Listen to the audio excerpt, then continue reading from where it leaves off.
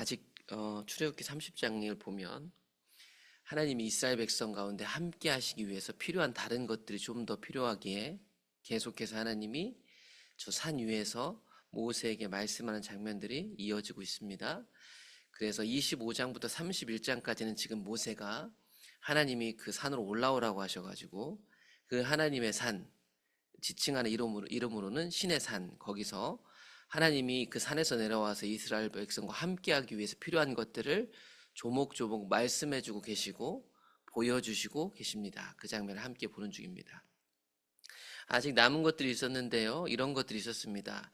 향을 태워 올리기 위한 제단이 필요하다고 하나님 말씀하십니다. 30장 1절, 너는 분향할 제단을 만들지니 곧 조각목으로 만들어라. 향을 올려드리는 제단입니다. 짐승 태워드리는 제단하고는 구분된 것입니다. 이 제단도 조각목, 시띠나무라고도 불리고 아카시아 나무과라고 불리는 이 나무로 이 제단을 만듭니다. 길이가 한 규빗, 너비가 한 규빗인 거 보니까 정사각형 모양입니다. 높이는 2배인 2규빗이고 그 위에 뿔로 이렇게 모양이 나오는 것 같아요. 계속해서 설명하십니다. 제단 상면 즉 윗부분과 전후 좌우면과 뿔을 순금으로 도금해라. 그리고 금태를 둘러라. 제단을 어떻게 만드는지도 구체적으로 가르쳐 주셨는데 계속해서 그 금태 양쪽 고리에 금고리 둘도 만들어서 이것도 이동해야 되니까 이 제단을 매는 채도 만들고 그걸 끼울 수 있는 고리도 만들어라. 이렇게 말씀하십니다. 다른 이렇게 짊어져야 될 기물들하고 똑같이 고리들과 그것을 끼워서 맬 봉, 즉 채도 똑같이 만들라고 하고 있습니다. 그래서 모양을 보면 이게 향단의 구조래요. 그래서 이쪽 1규빗이니까 약 50cm, 50cm, 50cm 정사각형 모양이요. 높이는 2규빗이니까 100cm, 1m 정도 되더라. 여기다가 향을 올려놓고 태워서 향기를 올려드리는 향제단입니다. 이것도 갖고 이동해야 되니까 채와 금고리 이렇게 그 고리를 만드는 것 이렇게 다 말씀하신 대로 만들어진 거죠. 그 제단을 어디다 놓으면 되냐? 그 제단을 증거궤 위 속죄소 맞은편에 둬라. 이 증거궤는 밑에 궤를 말할 것이고 속죄소는 그 위에 천사 모양의 문양을 이렇게 만들어 놓은 형상을 만들어 놓은 뚜껑입니다. 그러니까 언약궤를 가리키는 거예요. 언약궤 맞은편에 이 향제단을 놓는 거예요. 거기가 어딘가 더 자세히 설명해 줍니다. 이 증거궤 앞에 있는 휘장으로 문을 만들어 놨죠. 증거궤에 놓은 지성소에 문을 만들어 놨는데 그 휘장 밖에다 둬라 이렇게 얘기를 합니다. 그래서 증거궤 위 속죄소는 언약궤를 가리킵니다. 이 밑에 있는 게 증거궤라면 여기서 말한 속죄소는 위에 있는 것을 가리킵니다. 그래서 언약궤라고 통칭할 수 있는데 지금 이걸 따로따로 부분별로 설명한 거죠. 그래서 이 언약궤가 어디 있는가? 이 지극히 거룩한 지성소, 성소 안에서도 문으로 구별해 놨죠. 이 문이 2개가 있는데 이쪽 문으로 구분해서 이곳에는 함부로 들어갈 수 없죠. 이 문으로 구분해 놨는데 이 휘장문 바깥쪽 여기 반대 맞은편 여기에 향제단이 놓여지게 된다라고 합니다. 그래서 이거를 또 다른 측면에서 보면 여기에 휘장이 있어서 문으로 가리고 있을 것이고 이 안에는 언약궤가 있을 것이고 여기서 제사장이 향제단에 향을 올려드리는 제사를 드리기 위한 것입니다. 이 물건을 만들려고 하는 것이죠. 이 향을 언제 태워드리는가? 아론이 아침마다 그 위에 향기로운 향을 사르되 등불을 손질할 때 사르고 또 저녁 때 등불을 켤 때 사를지니 이 향은 너희가 대대로 여호와 앞에 끊지 못할지며. 이 향을 언제 태우는가 봤더니 이 등불 관리할 때 이 향을 아침 저녁으로 켜게 만듭니다. 이 향이 드려지면 하나님이 이 향기를 맡으시고 동시에 이 향으로 인해서 약간 뿌연하게 됐을 거예요. 뭐 그거에 대해서 여러 가지 해석들이 있는데 오늘 이 분향제단 역할만 보니까 아무튼 이 향은 아침 저녁으로 켜도록 명령하셨어요. 그래서 제사장이 아침 저녁으로 등불을 관리하면서 동시에 이 향들을 하나님께 이렇게 태워 올렸을 것입니다. 이렇게 다시 한번 말씀드리지만 이 제단은 성막 마당에 있었던 짐승들 잘라서 태워드리는 그 큰 제단하고는 다릅니다. 용도도 다른 거예요. 너희는 그 외에 다른 양을 사르지 말며 번제나 소제를 드리지 말며 전제에 술도 붓지 말아라. 이거는 마당에 있는 제사에서 드리는 물품들이죠. 제사 방식이죠. 그러니까 마당 제단과는 다른 제단이 또 있었구나. 이걸 좀 생각하시면 좋겠습니다. 이 제단은 1년에 한 번씩 깨끗하게 하는 행사를 갖게 되는데, 아론이 1년에 한 번씩 이 향단불을 위하여 속죄하되 속죄제의 피로 1년에 한 번씩 대대로 속죄하라. 이 분향 제단을 위해서 1년에 한 번씩 깨끗하게 하는 제사가 있을 거래요. 나중에 레위기에 보면 나올 텐데, 이때 이 분향 제단만 깨끗이 하는 게 아니라 모든 것들을 깨끗하게 하는 제사가 이루어지게 됩니다. 계속해서 하나님이 말씀하십니다. 이번에는 생명을 위한 속전, 값을 치르라고 얘기하고 있어요. 11절, 여호와께서 모세에게 다시 말씀하셨습니다. 네가 이스라엘 자손의 수요를 조사할 때 조사받은 각 사람은 그들을 계수할 때 자기의 생명의 속전을 여호와께 드려라. 이는 그들을 계수할 때 그들 중에 질병이 없게 하렵니다. 하나님께서 모세에게 인구조사를 명령합니다. 그러면서 이 인구조사한 사람들이 자신의 생명을 위한 값을 내야 된다, 이렇게 얘기를 해요. 이게 뭐를 말하는 걸까? 인구조사를 한다는 것은요, 이 백성에 대한 소유권을 행사하는 겁니다. 그래서 나중에 신약성에 보면 예수님 시대 때도요, 로마 황제가 자기가 다스리고 있는 나라들 세금 거두려고 인구조사를 명령하잖아요. 그러니까 인구조사를 한다는 것은 그 인구조사를 할 수 있는 권한이 있는 사람이 할 수 있는 거고요. 그 백성이 누구의 소유인가를 드러내는 겁니다. 그러니까 하나님이 지금 이 이스라엘 백성들의 수요를 셀 수 있다는 것은 이스라엘 백성들은 하나님 것이다라는 걸 다시 한번 확인시켜줘요. 그래서 좀 성경을 읽으신 분은 아시겠지만 사무엘하 끝에 부분에 가보면 다윗이 하나님의 백성인데 자기가 왕이라고 이스라엘 백성 인구조사했다가 어떻게 해야 돼요? 전염병 나가지고 죽어나갑니다. 그 모습하고도 여기 비슷한 내용들이 이미 출애굽기에 나오죠. 이렇게 속전을 내라는 것은 단순히 세금 내라는 게 아니고요, 생명의 속전을 드릴 수 있다는 것은 이스라엘의 하나님이 이스라엘의 생명을 책임진다라는 것까지 포함하고 있어요. 그래서 이 생명의 속전으로 그들이 질병이 없을 거래요. 문제가 없을 거래요. 그리고 이것이 뒤에 어떻게 사용되는지까지도 나옵니다. 그래서 얼마를 내야 되는데요? 무릇 계수 중에 드는 자마다 성소의 무게 재는 단위로 성소의 세겔로 반세겔을 낼지니 이게 약 6g 정도가 됩니다. 한 세겔이 한 11점 몇 g이에요. 그래가지고 약 6g 정도로 계산할 수 있습니다. 그래서 은 6g 정도를 내는 거예요. 이걸 하나님께 드립니다. 그 돼야 될 대상은 구체적으로 누군데요? 이스라엘 모든 숫자가 내는 게 아니라 20세 이상 남자. 이게 나중에 이제 군인들 숫자이기도 하거든요. 나중에도 이제 민수기에서도 백성 셀 때 나오는데 이스라엘 인구조사 할 땐 다 20세 이상의 장정 남자 숫자를 가리키고 있습니다. 이 사람들이 내는 거예요. 원칙이 있습니다. 너희의 생명을 대속하기 위한 이 값은 부자라고 더 낼 수 있는 것도 아니고 가난하다고 해서 안 낼 수도 없는 겁니다. 그래서 부자라고 반세겔에서 더 내지 말고 가난한 자라고 덜 내지 말라.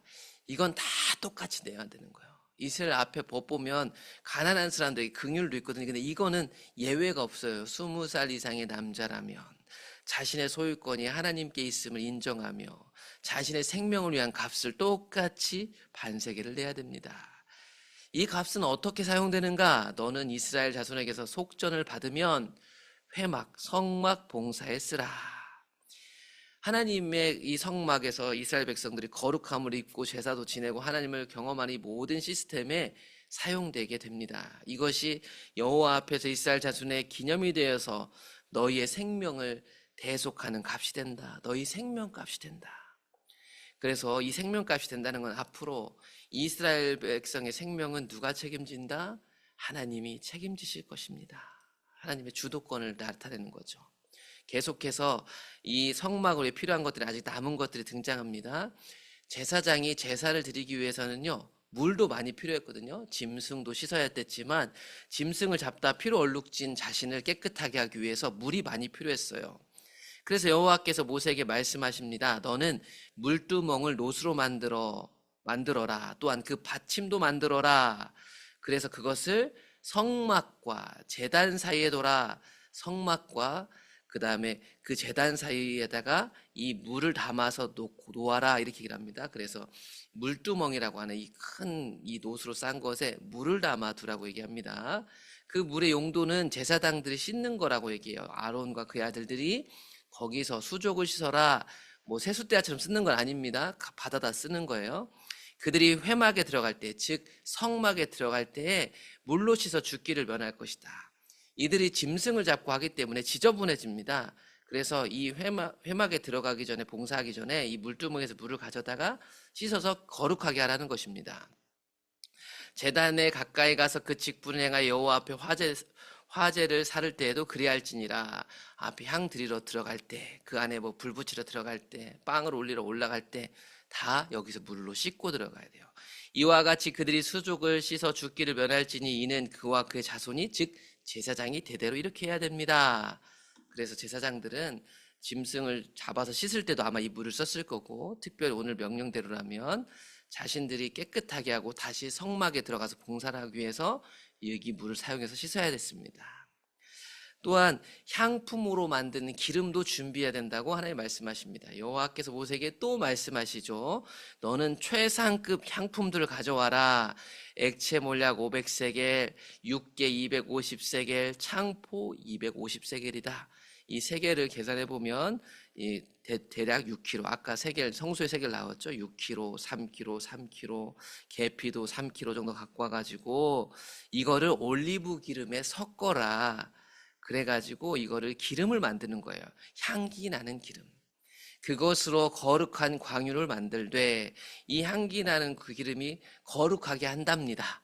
이렇게 섞어가지고 거룩하게 하는 기름, 즉 관유를 만들어라.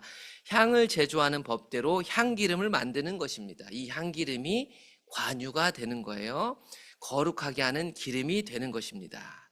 이 기름의 역할은 무엇인가? 이 기름을 만들어서 성막, 그리고 증거궤, 성막에 있는 상, 그리고 그거에 딸리는 기구들, 등잔대, 그 등잔대 운용을 하기 위해서 필요한 기구들, 우리가 앞에서 봤던 분향제단, 그리고 마당에 있는 번제단과 번제단을 위한 모든 기구, 방금 보았던 물두멍과 그 받치고 있는 받침, 이런 것들을 다 발라가지고 구별되게 하래요.